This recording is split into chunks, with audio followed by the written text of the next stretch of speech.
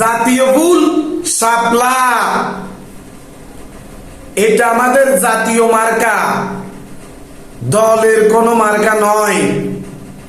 এই শাপলা ফুল বাংলাদেশের প্রতিটা মানুষের হৃদয়ের ফুল।